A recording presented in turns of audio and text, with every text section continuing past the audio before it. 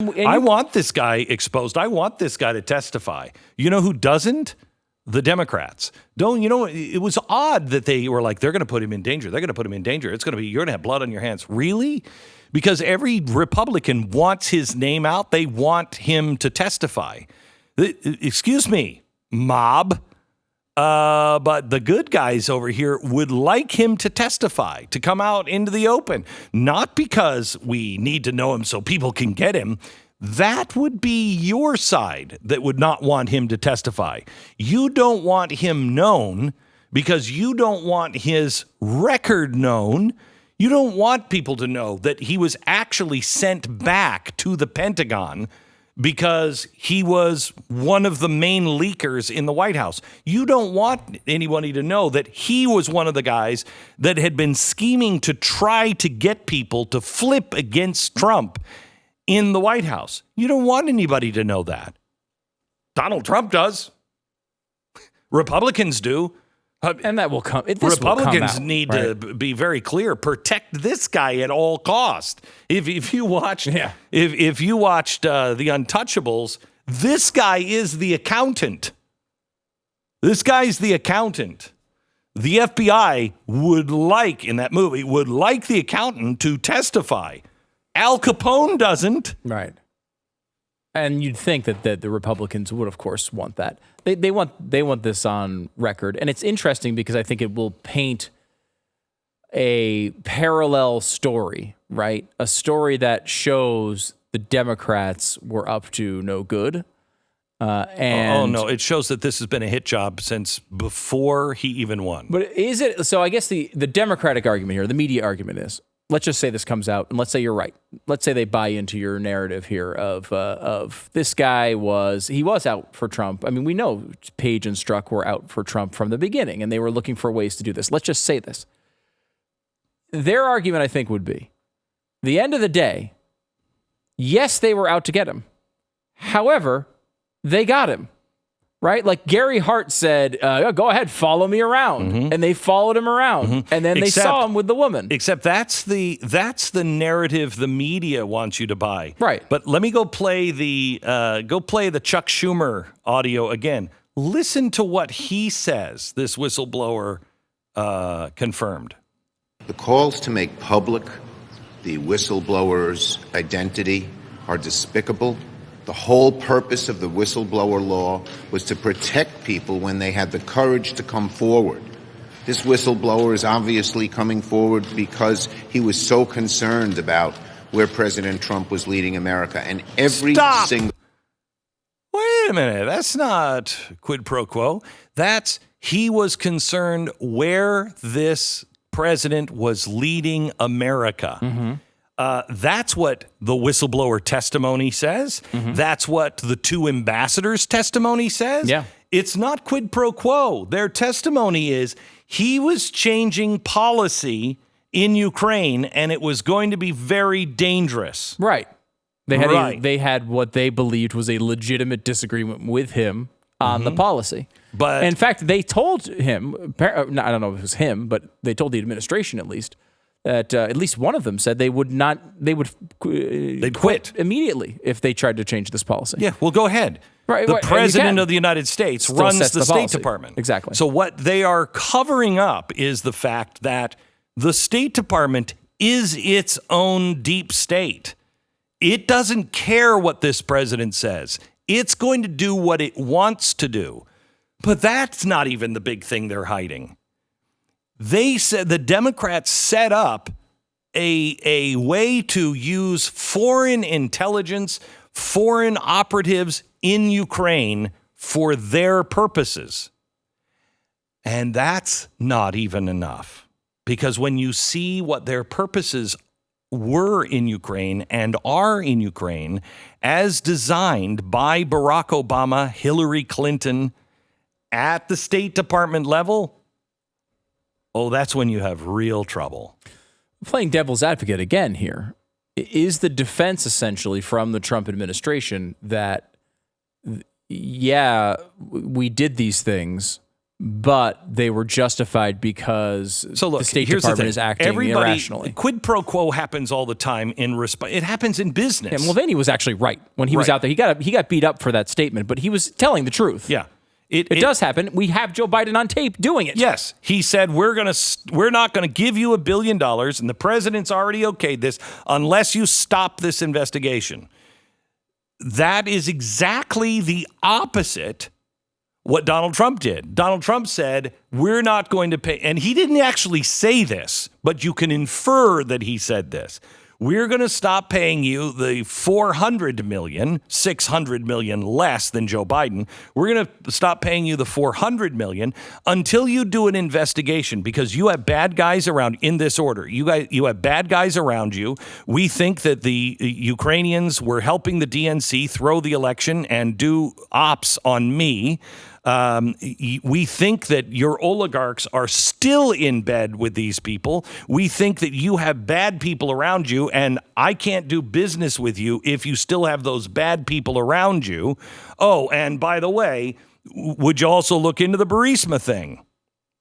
So he's asking, I want to know what happened to our $7 billion. Now, the question, this is the question that President Trump should ask the American people every time he steps in front of a microphone. He should start with this. Again, I just want to ask the American people, which is more in line with our national interests? Somebody who says, I want you to investigate to find out where our $7 billion went, who it went to. I want to find out if somebody was trying to throw our election. I mean, we just spent billions of dollars trying to find out if I was connected with Russia. That answer came back no, but it looks like there was some interference in our election, and let's find out. Also, is there corruption in our own government and in our State Department? Which is more in line with the national interest? Me saying, hey, I'm not going to give you any more money until you find out what happened to last money and some of these other things. Or a vice president saying, I'm not going to give you $1 billion more because we gave you $7 billion, and I won't give you $1 billion more unless you stop investigating what happened to the $7 billion. That's what he should say every day on television. That's like a cuckoo clock. Just say that. Which one's more in line? I think that would have been a much better defense if they had used it. Instead, what they used was they set the goalpost at no quid pro quo. Well, and I think most people are going to look at this and say, well, first of all, you have Trump on the call, you're right, he doesn't explicitly say a quid pro quo.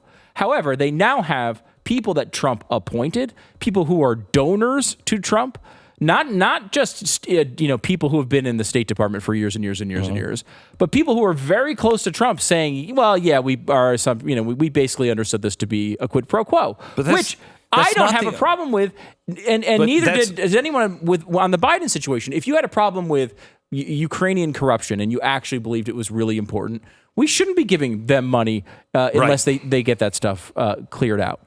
The problem here is that the Republican Party, in their constant efforts to be more inept, have created this goalpost and said it 7 million times that the goalpost is, can you find quid pro quo? And it's going to be, I think, to the average American who has heard only, hey, quid pro quo, and then they're going to look at this and say, not only do you have what seems pretty close to a quid pro quo, but that in addition to it, you have people around him saying, yes, there was an explicit quid pro quo, some people saying there was an implicit quid pro quo. This is how you explain this. Look, there is no quid pro quo. I wasn't saying you have to find dirt. This is what they are implying. Yeah. You got to find dirt on Joe Biden. I just did the responsible thing. Right. I want answers to these questions. Now, when you can provide me answer to the questions like, what happened to the $7 billion? Are you part of the corruption that we all know is going on? Or are you going to find the people around you? Yeah. I'm not giving you any more money until that. That's not quid pro quo. That's just before I give you any more money, I got to know. Are you part of the same team? Are you part of the corruption? Or are you going to actually do something? Because this is the first time I've talked to you. And I hear good things about you, and I'm ready to give you that money, but I want to know what happened to the last. And again, that's a totally plausible defense that the administration and the Republicans should be using. But you can say that's not quid pro quo in the way the media is spinning it. And I just think that it would have been more helpful to make that case from the beginning. Now what they're forced to do is they're sort of driving down the street and they need to kind of throw it in reverse and go the other direction, which is, look, doable. I mean, and I think correct, right? We've said this from the very beginning. Number one, the thing they are accusing Trump of is the thing we have Joe Biden on tape doing. Okay? We have him admitting explicitly that he was doing it. We have the video. We've played it for you a million times, but we could do that if you want the proof of that. So we have that, and we said that from the beginning. Then you go down the road of only the question needs to be whether it was a smart thing to do as it relates to U.S. interests, not what the media is doing, which is saying, well, since the name Biden is in there, he must have been doing that to try to screw him in the next election. But this is why the media edited those, 147 words? Yeah. They edited that because that came first. He said, look, I need you to do me a favor. We're ready and we want to be your partner, but I need you to do me a favor. I want you to look into all this corruption. That was the 147 words. Mm-hmm. And then the president of Ukraine came back and said, I know. No, I'm on the same page with you. It's dirty and I know it.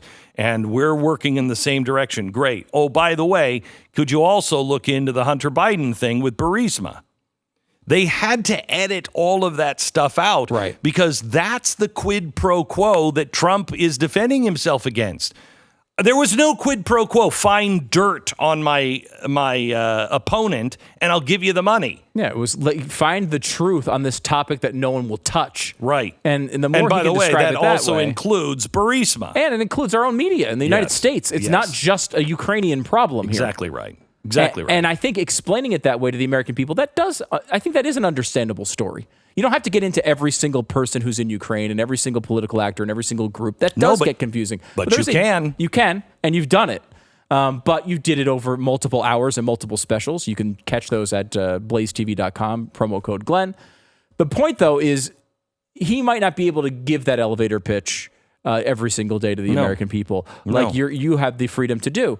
But he can explain it as if this is important to America. It's my job not to listen to the State Department, it's to listen to you. And when you lose $7 billion, I'm going to be on the case. That is something that is understandable to the American people. And it is something that the media won't even consider as a possibility. I think the president, look, this is should everybody's elevator pitch should be this. Hey, was it right to look into the possibility that Donald Trump was colluding with the Russians? And would you have said yes to impeachment if he indeed were colluding with the Russians?